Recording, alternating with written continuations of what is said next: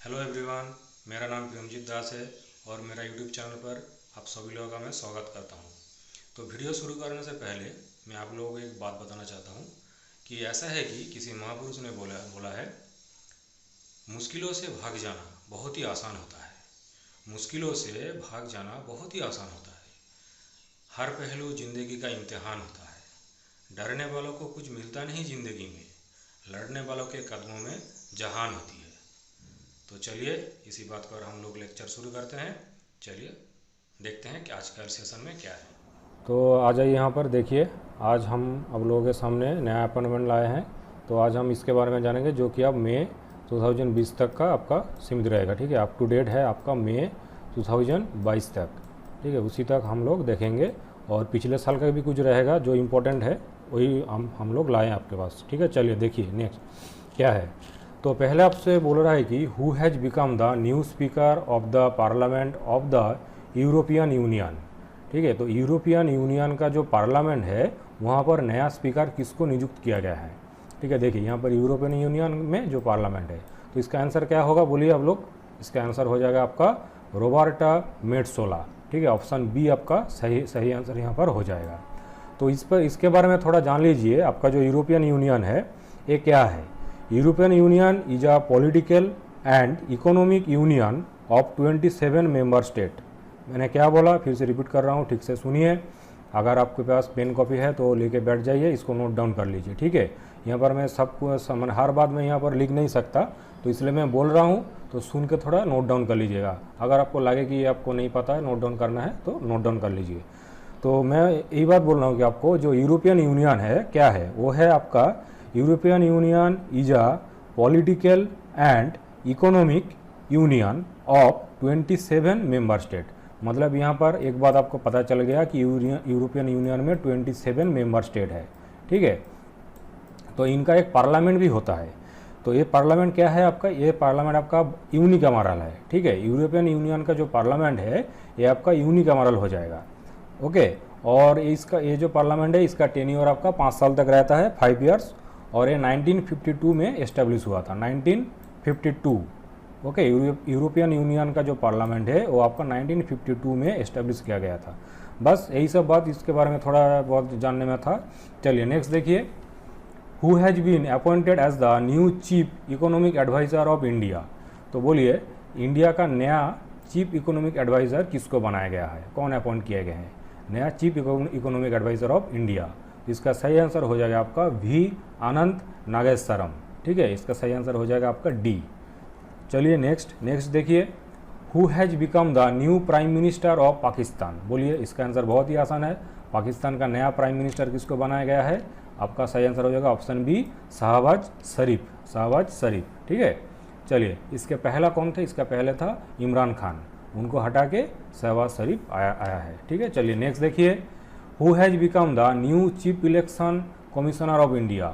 हाँ, new chief election commissioner. ठीक है, इलेक्शन कमिश्नर क्या कौन है, नया कौन बनाया गया है। तो इसका आंसर करिए। देखिए हाल ही में इनको नियुक्त किया गया है। ठीक है, आप लोग बहुत लोग आप सोचेंगे कि आपका सुशील चंद्र है, लेकिन ये पहले था। अभी हाल ही में कौन बनाया गया है, राजीव कुमार। आपका ऑप्शन सी यहाँ पर सही आंसर हो जाएगा, ऑप्शन सी राजीव कुमार। ठीक है, नया चीफ इलेक्शन कमिश्नर कौन है, राजीव कुमार। अच्छा, चीफ इलेक्शन कमिश्नर के बारे में आप लोगों को कुछ बात मैं बताना चाहता हूँ। जिनको पता है बढ़िया, और जिनको नहीं पता है वो लोग प्लीज़ नोट डाउन कर लीजिए। देखिए यहाँ पर चीफ इलेक्शन कमिश्नर हमारा आर्टिकल 324 के तहत आता है, आर्टिकल 324। ठीक है, 324 के तहत आता है। चीफ इलेक्शन कमिश्नर को अपॉइंट कौन करता है, अपॉइंटेड बाई प्रेसिडेंट। ठीक है, प्रेसिडेंट के द्वारा अपॉइंट किया जाता है। इनको अपॉइंटमेंट लेटर कौन देता है, प्रेसिडेंट। ठीक है, हमारा जो प्रेसिडेंट है उनके द्वारा अपॉइंट किया जाता है, और इनको रिमूव भी कर सकता है प्रेसिडेंट। ठीक है, प्रेसिडेंट के द्वारा अपॉइंट भी होगा, प्रेसिडेंट के द्वारा रिमूव भी होगा। ओके, और इनके बारे में क्या है, और चीफ इलेक्शन कमिश्नर का टेन्योर कितना होता है, टेन्योर होता है 6 साल, 6 ईयर और 65 ईयर्स। ठीक है, इनमें से जो भी आगे होगा वही होगा मान रिटायरमेंट, उसमें वो रिटायर हो जाएगा। जैसे कि मान लीजिए कि जो चीफ इलेक्शन कमिश्नर है वो जब अपॉइंट किए गए थे तो अब उनका एज था 50 ईयर्स। ठीक है, वो 50 ईयर्स में अपॉइंट किए गए थे। तो जब आफ्टर 6 साल, मतलब इनका टेन्योर 6 साल तक रहेगा, तो 6 साल बाद इनका एज कितना हो जाएगा, 56। लेकिन इनका टेन्योर कितना हो गया, 6 साल हो गया, इसलिए ये रिटायर कर जाएंगे। लेकिन और एक दूसरा केस ले लेते हैं कि सपोज जो चीफ इलेक्शन कमिश्नर है उनको हम 63 ईयर्स में इलेक्ट किए हैं, जो इलेक्ट हुआ है अपॉइंट हुआ है उसका एज होगा 63। तो जब उसका 65 ईयर्स हो जाएगा तो ऑटोमेटिक रिटायर हो जाएंगे। देखिए मतलब ये 2 साल यहाँ पर काम किए हैं, ठीक है। तो यही आपको बोल रहा है कि हम 6 ईयर्स और 65 ईयर्स इनमें से कोई भी आगे हो तो रिटायर कर जाएगा, ठीक है। और ये आपका और एक बात और बहुत ही इंपॉर्टेंट बात है चीफ इलेक्शन कमीशन के बारे में, जो कि ये आपका कॉन्स्टिट्यूशनल बॉडी है, ठीक है। देखिए ये आपका हो गया कॉन्स्टिट्यूशनल बॉडी, आपका आर्टिकल 324 के तहत आता है और इसको अपॉइंट करते हैं हमारा प्रेसिडेंट और रिमूव भी करते हैं प्रेसिडेंट। इनका टेन्योर हो जाएगा 6 साल और 65 ईयर्स, ठीक है। तो ये सब बात आपको ठीक से याद करना है, ठीक है। चलिए नेक्स्ट देखिए, नेक्स्ट क्या बोला है, who has become new director general of national institute of electronics and information technology. तो बोलिए कौन नया डायरेक्टर जनरल बना है अभी हाल ही में। तो इसका सही आंसर हो जाएगा आपका मदन मोहन त्रिपाठी, मदन मोहन त्रिपाठी, ऑप्शन ए यहाँ पर सही आंसर हो जाएगा। फिर चलिए next, who has been appointed as deputy chairman of Rajya Sabha. बोलिए राज्यसभा का डेप्यूटी चेयरमैन किसको बनाया गया है। राज्यसभा का डेप्यूटी चेयरमैन कौन होगा यहाँ पर, हरिवंश नारायण सिंह, ऑप्शन ए यहाँ पर सही आंसर हो जाएगा हरिवंश नारायण सिंह, जो कि आपका डेप्यूटी चेयरमैन है। अब आप बोलिए कि राज्यसभा क्या होता है। राज्यसभा आपका अपर हाउस मेन ये होता है आपका अपर हाउस, और जो लोकसभा होता है वो होता है आपका लोअर हाउस। राज्यसभा आपका परमानेंट है, लोकसभा आपका टेम्पररी है। क्यों, क्योंकि लोकसभा में जो मेंबर होता है हर 5 साल में चेंज होता है, ठीक है। लेकिन राज्यसभा का टेन्योर क्या होता है, राज्यसभा का टेन्योर आपका 6 साल रहता है। हर 2 साल के अंदर कोई ना कोई रिटायर करता है और नया किसी को नियुक्त किया जाता है वहाँ पर, ठीक है। और राज्यसभा में टोटल सीट कैपेसिटी कितना है, 245 सीट कैपेसिटी है राज्यसभा में। राज्यसभा में सीट कैपेसिटी है 245, जिनमें 233 सीट जो है वो इलेक्ट किया जाएगा, और इनमें से जो 12 सीट रहेगा वो आपका प्रेसिडेंट के द्वारा नॉमिनेट किया जाएगा। प्रेसिडेंट क्या करेगा, नॉमिनेट करेगा 12 सीटों को। तो आपका 245 सीट है, उनमें से 233 आपका इलेक्ट होके आएंगे और 12 आपका नॉमिनेशन किया जाएगा प्रेसिडेंट के द्वारा। और यहाँ पर ये तो आपका हो गया डेप्यूटी चेयरमैन। राज्यसभा का डेप्यूटी चेयरमैन हो गया आपका हरिवंश नारायण सिंह। लेकिन आपसे अगर पूछेगा कि राज्यसभा का चेयरमैन कौन है, चेयरमैन कौन होगा ना, हमारा जो कौन है, वेंकैया नायडू। कौन हो जाएगा हमारा, यहाँ पर हो जाएगा आपका वेंकैया नायडू, मतलब वाइस प्रेसिडेंट। जो हमारा वाइस प्रेसिडेंट होता है वही यहाँ राज्यसभा का आपका चेयरमैन होता है, वेंकैया नायडू हो जाएगा यहाँ पर, ठीक है। चलिए नेक्स्ट देखिए यहाँ पर क्या बोल रहा है, who has been appointed as the new chief of Indian army staff. Indian army staff का नया चीफ किसको बनाया गया है, यहाँ पर सही आंसर हो जाएगा आपका मनोज पांडे, ऑप्शन ए यहाँ पर सही आंसर हो जाएगा, ठीक है। चलिए नेक्स्ट देखिए यहाँ पर, who has been appointed as the new director general of international labour organisation. International labour organisation का नया डायरेक्टर जनरल किसको बनाया गया है। इसका सही आंसर क्या होगा, सही आंसर आपका हो जाएगा गिलबर्ट हुंकबो, ठीक है। ऑप्शन ए यहाँ पर सही आंसर हो जाएगा गिलबर्ट हुंकबो, ठीक है। तो यहाँ पर देखिए जो आपका ILO है, मतलब इंटरनेशनल लेबर ऑर्गेनाइजेशन, ये आपका यूनाइटेड नेशन के अंदर आता है, मतलब इसका पेरेंट ऑर्गेनाइजेशन है यूनाइटेड नेशन इनका पेरेंट ऑर्गेनाइजेशन है, जो कि इंटरनेशनल लेबर ऑर्गेनाइजेशन का, ठीक है। तो देखिए इंटरनेशनल लेबर ऑर्गेनाइजेशन, इसका हेडक्वार्टर कहाँ पर है, इसका हेडक्वार्टर आपका मिल जाएगा जेनेवा स्विट्जरलैंड, ठीक है। इनका हेडक्वार्टर कहाँ पर है, जेनेवा स्विट्जरलैंड। और ये फॉर्म कब किया गया था, इसको फॉर्म किया गया था 1919 में, ठीक है। 1919 में इसको फॉर्म किया गया था, और इसका पेरेंट ऑर्गेनाइजेशन है यूनाइटेड नेशन। अच्छा, अभी अब यूनाइटेड नेशन के बारे में थोड़ा बहुत जानेंगे कि यूनाइटेड नेशन कब फॉर्म किया गया था। इसको फॉर्म किया गया था 1945 को। मैं सही बोल रहा हूँ कि नहीं, बोलिए 1945। और इसका UN नेशन का हेडक्वार्टर कहाँ पर है, बोलिए। इसका हेडक्वार्टर हो जाएगा आपका San Francisco California US, San Francisco California US, united nation का। और यूनाइटेड नेशन का CEO कौन है अभी हाल ही में, बोलिए। इनका नाम हो जाएगा एंटोनियो गुटेरेस, ठीक है। तो ये सब बात आपको याद रखना पड़ेगा। तो कितना बात हम लोग यहाँ पर जान लिए कि आपका आपका ILO का इस्टेब्लिश हुआ था 1919 को। इसका हेडक्वार्टर हो जाएगा जेनेवा स्विट्जरलैंड। जो इंटरनेशनल लेबर ऑर्गेनाइजेशन है ये आपका UN नेशन के अंडर आता है। यूनाइटेड नेशन आपका 1945 में इस्टेब्लिश किया गया था। और इसका हेडक्वार्टर आपका सैन फ्रांसिस्को कैलिफोर्निया यूएस में है, और इनका सीईओ का नाम है एंटोनियो गुटेरस। ठीक है, तो ये सब बात आप ठीक से नोट डाउन कर लीजिए। चलिए नेक्स्ट देखें, who has been the new president of South Korea. South Korea का नया प्रेसिडेंट कौन बनाया गया है? साउथ कोरिया का नया प्रेसिडेंट कौन होगा आपका? योंग सुक येल।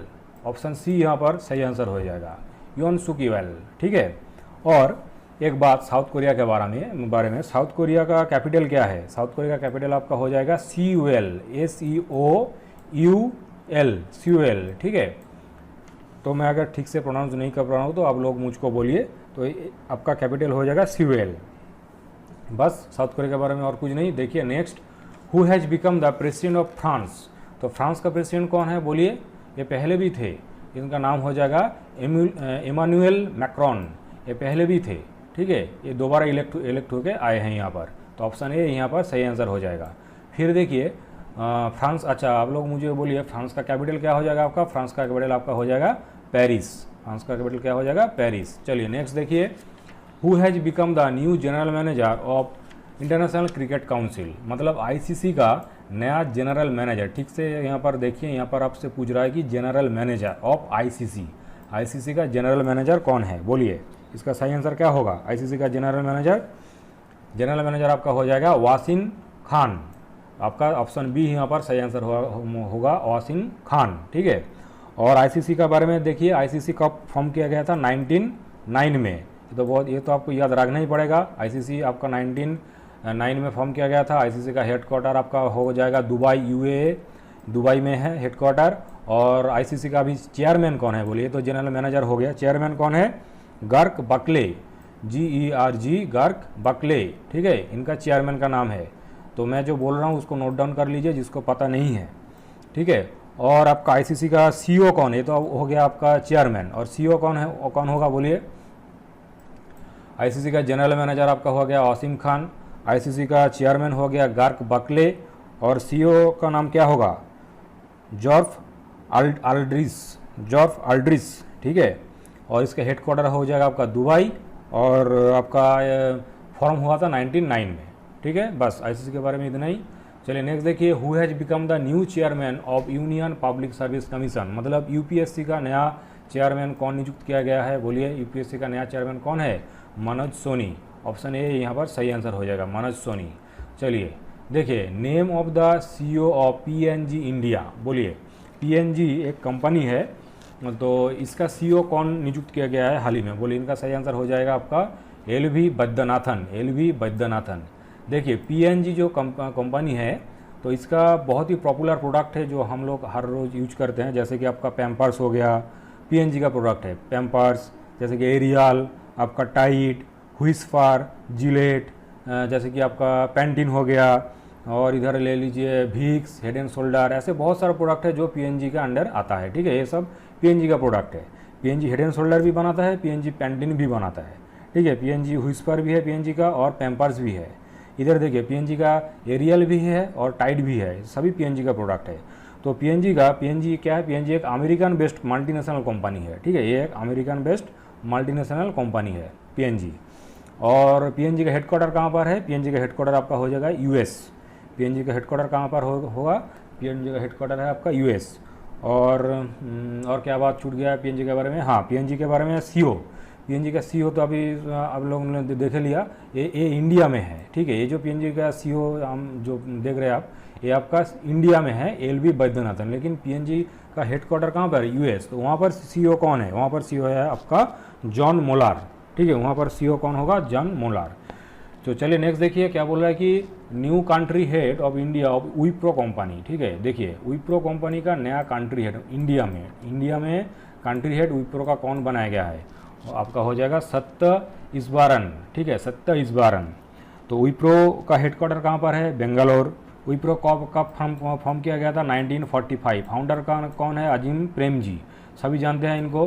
तो विप्रो 1945 बेंगलुरु, और इनका जो ओनर है, जो फाउंड किया था इनको, उनका नाम है अजीम प्रेमजी, जो कि कोविड में बहुत बार न्यूज़ में आ चुका है। फिर देखिए, ये आपका इंडियन बेस्ड मल्टीनेशनल कंपनी है IT सेक्टर में, और इनका जो CEO है, उनका नाम क्या है?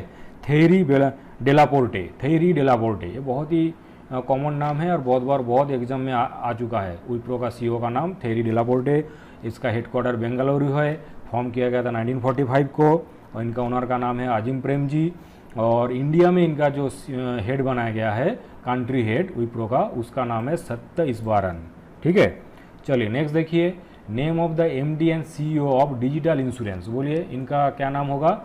जसलीन कोहली। इनका नाम क्या है? जसलीन कोहली। ठीक है, नेक्स्ट देखिए, ब्रांड एम्बेसडर ऑफ फार्मीजी। इनका ब्रांड एम्बेसडर कौन है? ना आमिर खान। फार्मीजी क्या है? आपका ऑनलाइन बेस्ड मेडिसिन बेचता है। ठीक है, ऑनलाइन में मेडिसिन सेल होता है, तो उसका फार्मीजी का ब्रांड एम्बेसडर बनाया गया है आमिर खान को। फिर देखिए, chairman of chairman of payment council of India. Payment council of India का चेयरमैन कौन बनाया गया है? विश्वास पटेल। विश्वास पटेल किसको बनाया गया है? विश्वास पटेल। फिर देखिए, CSB bank new MD and CEO name. बोलिए सीएसबी जो बैंक है, इसका एमडी एंड सीईओ का नाम क्या होगा? इसका क्या होगा नाम? इसका हो जाएगा प्रलय मंडल। क्या नाम हो जाएगा? प्रलय मंडल। सीएसबी जो बैंक है, इनका एमडी एंड सीईओ का नाम हो जाएगा प्रलय मंडल। अच्छा, सीएसबी बैंक ये आपका एक प्राइवेट सेक्टर बैंक है, नाम से ही पता चल रहा है। और इसका हेडक्वार्टर कहाँ पर है? इसका हेडक्वार्टर हो जाएगा आपका केरला। केरला में किधर? आपका हो जाएगा त्रिशूर। त्रिशूर केरला में आपका सीएसबी बैंक का हेडक्वार्टर है। ठीक है, और इनका एमडी एंड सीईओ का नाम क्या है? प्रलय मंडल। फिर देखिए, new appointment of MD and CEO of Maruti Suzuki. बोलिए मारुति सुजुकी का नया एमडी एंड सीईओ कौन बनाया गया है? हिसाशी टाकेउची। हिसाशी टाकेउची। ठीक है, मारुति सुजुकी का नया एमडी एंड सीईओ। चलिए नेक्स्ट देखिए, name the president of Asian council. Asian cricket council ACC, Asian cricket council का प्रेसिडेंट कौन बनाया गया है? जय शाह। देखिए पहले भी थे, Jay Shah Asian cricket council का प्रेसिडेंट जो पहले भी थे। तो ये आपका क्यों इंपॉर्टेंट हो जाएगा? क्योंकि इनका टेन्योर खत्म हो गया था, उसको 1 साल बढ़ाया गया है। ठीक है, उनका टेन्योर 1 ईयर एक्सटेंड किया गया है, इसीलिए ये थोड़ा क्वेश्चन इंपॉर्टेंट हो जाता है कि name the president of Asian council. तो एशियन क्रिकेट काउंसिल का प्रेसिडेंट अभी हाल ही में जय शाह को बनाया गया है। और एशियन क्रिकेट काउंसिल के बारे में थोड़ा बहुत जान लेते हैं कि एशियन क्रिकेट काउंसिल का चेयरमैन कौन है? चेयरमैन आपका हो जाएगा अमिताभ चौधरी। ठीक है, ये तो आपका हो गया प्रेसिडेंट। एशियन क्रिकेट काउंसिल का प्रेसिडेंट हो गया जय शाह, जिसका टेन्योर 1 साल एक्सटेंड किया गया है। और एशियन क्रिकेट काउंसिल का जो चेयरमैन है, उनका नाम है अमिताभ चौधरी। ठीक है, उनका नाम क्या है? Amitabh Chaudhary. Amitabh Chaudhary Asian cricket council का। मैं इसीलिए बार बार रिपीट कर रहा हूँ कि मैं यहाँ तो नोट ठीक से लिख नहीं पा रहा हूँ, तो जो लोग नोट डाउन कर रहे हैं, मैं जो बोल रहा हूँ रिपीट कर रहा हूँ, उससे आप लोग नोट डाउन कर लीजिए। ठीक है, चलिए बोलिए इसका हेडक्वार्टर कहाँ पर है? एशियन क्रिकेट काउंसिल का हेडक्वार्टर कहाँ पर होगा? कोलंबो श्रीलंका। कोलंबो श्रीलंका में एशियन क्रिकेट काउंसिल का हेडक्वार्टर है। और ये फॉर्म कब किया गया था? 1983 को। एशियन क्रिकेट काउंसिल फॉर्म कब किया गया था? 1983। इसका आपका हेडक्वार्टर हो जाएगा कोलंबो श्रीलंका। और इनका चेयरमैन का नाम है अमिताभ चौधरी, इनका प्रेसिडेंट का नाम है जय शाह। अच्छा, जय शाह के बारे में और एक बात, जय शाह कौन है? जय शाह आपका वो पॉलिटिकल बात छोड़िए, यहाँ पर देखिए जो हमारे एग्जाम पॉइंट ऑफ व्यू के लिए इम्पोर्टेंट है। तो जय शाह और भी एक जगह का सेक्रेटरी है। कहाँ पर? कहाँ का? बीसीसीआई का। बीसीसीआई का परमानेंट सेक्रेटरी है, बन गया है 2019 से। ठीक है, जय शाह बीसीसीआई का सेक्रेटरी है। चलिए नेक्स्ट देखिए क्या बोल रहा है कि newly appointed the CEO of MD of TCS. बोलिए टीसीएस का नया एमडी एंड सीईओ किसको अपॉइंट किया गया है? किसको? राजेश गोपीनाथन। राजेश गोपीनाथन को अपॉइंट किया गया था। अच्छा, टीसीएस का हेडक्वार्टर कहाँ पर होगा? टीसीएस का हेडक्वार्टर आपका कहाँ पर है? मुंबई। टीसीएस का हेडक्वार्टर कहाँ है? मुंबई। और टीसीएस फॉर्म कब किया गया? 1968। टीसीएस फॉर्म कब किया गया? 1968। इसका हेडक्वार्टर है मुंबई। और इनका नया एमडी एंड सीईओ का नाम क्या है? राजेश गोपीनाथन। टीसीएस मतलब टाटा कंसल्टेंसी सर्विसेज। चलिए नेक्स्ट देखिए, name of the new CEO of Indigo. Indigo का नया सीईओ कौन बनाया गया? इंडिगो का सीईओ बनाया गया पीटर एल्बर्ट्स। Peter Albert's. अच्छा, इंडिगो का हेडक्वार्टर कहाँ पर है? गुरुग्राम। इंडिगो का हेडक्वार्टर कहाँ पर है? गुरुग्राम, हरियाणा। इनका सीईओ का नाम क्या है? Peter Albert's. और इंडिगो फाउंड कब किया गया था? 2006। इंडिगो फाउंड किया गया था 2006 में। इसका हेडक्वार्टर है गुरुग्राम, हरियाणा। और ये तो हो गया सॉरी, इंडिगो का सीईओ हो गया ये पीटर एल्बर्ट्स। और अगर आपसे पूछे कि इंडिगो का एमडी कौन है? एमडी ये आपका सीईओ है, लेकिन एमडी अगर पूछे तो हो जाएगा राहुल भाटिया। इसके इंडिगो का एमडी का नाम क्या होगा? राहुल भाटिया। फिर चलिए नेक्स्ट देखिए, reappointed MD and CEO of Infosys. Infosys का एमडी एंड सीईओ कौन कौन है ना, आपका हो जाएगा सलील परेख। ठीक है, रीअपॉइंटेड मतलब ये पहले भी थे, इनको दोबारा अपॉइंट किया गया था, तो इसलिए इसका नाम क्या है ना, सलील परेख, इन्फोसिस का सीईओ। फिर देखिए reappointed MD and CEO of Paytm. बोलिए पेटीएम का एमडी एंड सीईओ, इसको भी रीअपॉइंट किया गया था, ये आपका हो जाएगा विजय शेखर, विजय शेखर। हाँ, इन्फोसिस के बारे में एक बात मैं भूल गया आपको बोलने के लिए कि इन्फोसिस का हेडक्वार्टर कहाँ पर होगा। इन्फोसिस का हेडक्वार्टर आपका हो जाएगा बेंगलोर। इन्फोसिस का हेडक्वार्टर कहाँ पर है, बेंगलुरु। ठीक है, बेंगलुरु पे इसका हेडक्वार्टर है और इसको फॉर्म कब किया गया था, 1981 में इन्फोसिस फॉर्म किया गया था और इसका हेडक्वार्टर आपका हो जाएगा बेंगलुरु। फिर देखिए first Indian brand ambassador of Louis. बोलिए लुइस जो कंपनी है उसमें फर्स्ट इंडियन एम्बेसडर कौन बनाया गया है, दीपिका पाडुकोन। फिर देखिए आपसे पूछ रहा है कि NASSCOM appointed as chairperson of 2022-23। बोलिए नेस्कॉम जो कंपनी है, नेस्कॉम जो कंपनी आपका हो जाए तो उस कंपनी में नया चेयरपर्सन 2022-23 के लिए किसको अपॉइंट किया गया, इसका सही आंसर आपका हो जाएगा कृष्णन रामानुजन, कृष्णन रामानुजन। ठीक है, कृष्णन रामानुजन। और अब आपका नेस्कॉम का फुल फॉर्म क्या है, नेस्कॉम का फुल फॉर्म आपका है national association of software and services companies. क्या बोला मैंने, फिर से रिपीट कर रहा हूँ, national association of software and services companies. ठीक है, नेस्कॉम। और नेस्कॉम का आपका हेडक्वार्टर तो नया दिल्ली, और इसका फॉर्म हुआ था शायद 1988। ठीक है, मैं अगर गलत नहीं हूँ तो इसका फॉर्म हुआ था 1988 और इसका हेडक्वार्टर है आपका नई दिल्ली। और ये तो हो गया आपका चेयरपर्सन, नेस्कॉम का चेयरपर्सन है कृष्णन रामानुजन। अगर आपसे पूछे कि नेस्कॉम का प्रेसिडेंट कौन है तो प्रेसिडेंट हो जाएगा आपका देवजानी घोष। नेस्कॉम का प्रेसिडेंट कौन है, देवजानी घोष। देखिए मैं जो भी एक्स्ट्रा बात बोल रहा हूँ आपको, आप लोग प्लीज़ नोट डाउन करिए, इसको भी आपको याद रखना पड़ेगा। फिर देखिए नेक्स्ट क्या बोल रहा है कि payments council of India new chairman कौन है, बोलिए विश्वास पटेल। इसको हम पहले भी कर चुके हैं। फिर देखिए next, name the president of badminton association of India. हाँ बोलिए, बैडमिंटन एसोसिएशन ऑफ इंडिया का नया प्रेसिडेंट कौन बनाया गया है, बोलिए इसका सही आंसर क्या होगा, हिमंत बिस्वा शर्मा।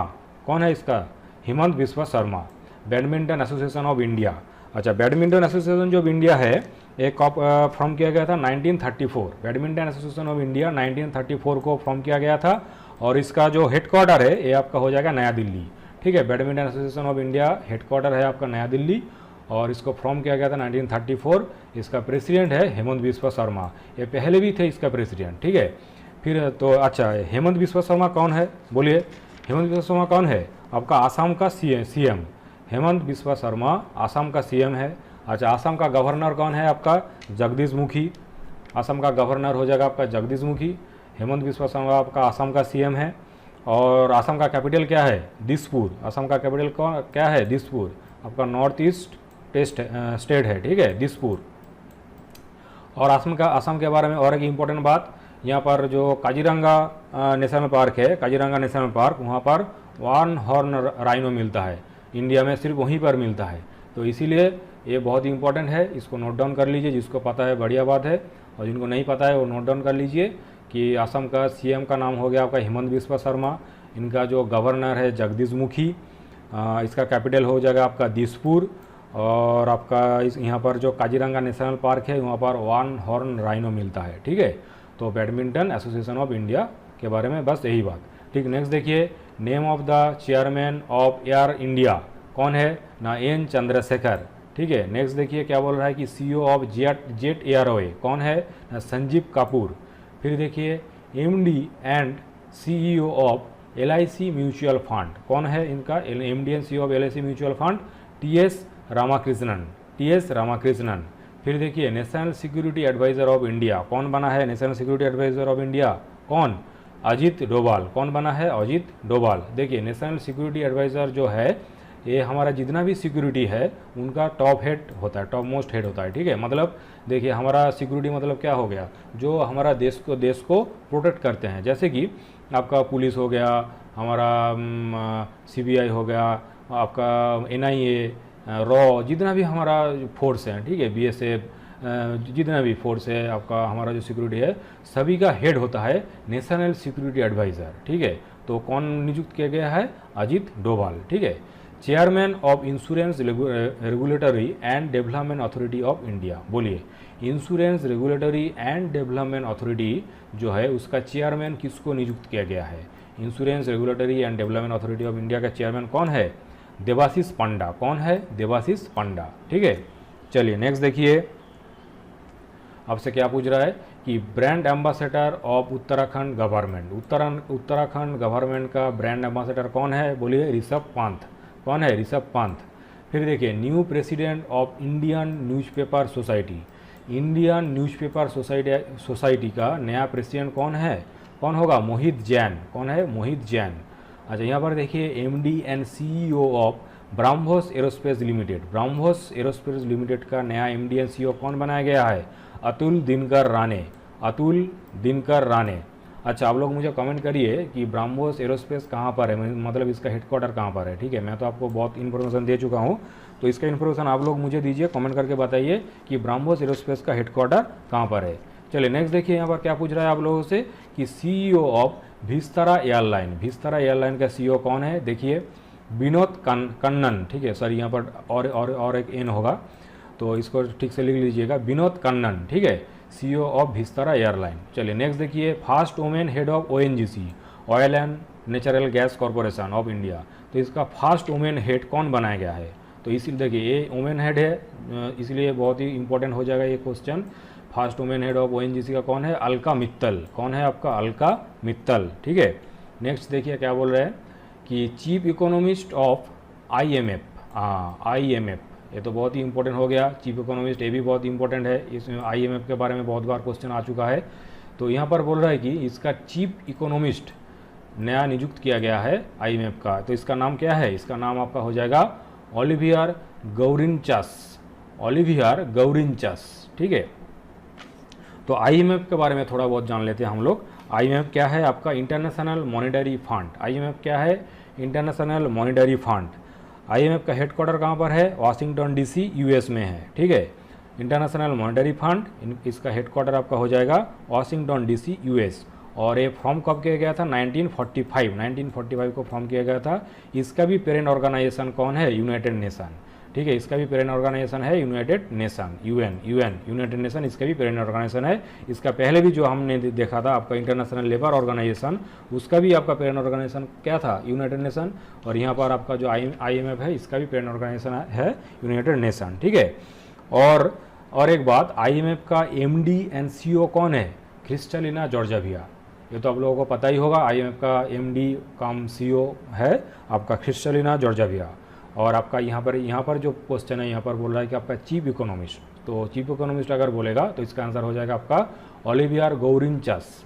और आपसे पूछेगा कि इसका एमडी एंड सीईओ कौन है, वो आपका हो जाएगा क्रिस्टलिना जॉर्जिया। ठीक है, फिर देखिए नेक्स्ट देखिए क्या बोल रहा है कि आपका new chairman of the Indian council of historical research, ICHR। ठीक है, Indian council of historical research का नया चेयरमैन कौन नियुक्त किया गया? बोलिए, इसका सही आंसर हो जाएगा रघुवेंद्र तनवार। रघुवेंद्र तनवार। ठीक है, और इसके बारे में एक बात जान लीजिए, जो आपका ICHR है, Indian council of historical research, ये आपका मिनिस्ट्री ऑफ एजुकेशन के अंदर आता है। ठीक है, ये भी एक इंपॉर्टेंट क्वेश्चन है, ministry of education, ministry of education. ठीक है, आप लोग लिख लीजिएगा, मैं बोल दे रहा हूँ। तो मिनिस्ट्री ऑफ एजुकेशन के अंदर आता है, और इसका हेडक्वार्टर आपका हो जाएगा नया दिल्ली। और ये फॉर्म किया गया था 1972 में। ठीक है, 1972 में ये फॉर्म किया गया था, इस ऑर्गेनाइजेशन का फॉर्म हुआ था। फिर देखिए क्या बोल रहा है आपको, new MD of national highways and infrastructure development corporation limited. तो बोलिए, इसका नया एमडी कौन है? चंचल कुमार। इनका नया एमडी क्या है? कौन है ना? चंचल कुमार। फिर देखिए बोल रहा है कि new chief of defence intelligence agency, defence intelligence agency DIA का नया चीफ कौन बनाया गया है? DIA का नया चीफ, डिफेंस इंटेलिजेंस एजेंसी ना, इसका सही आंसर हो जाएगा GAV रेड्डी। GAV रेड्डी। तो डिफेंस इंटेलिजेंस एजेंसी का नया चीफ कौन है? GAV रेड्डी। तो आज का सेशन यहीं तक था।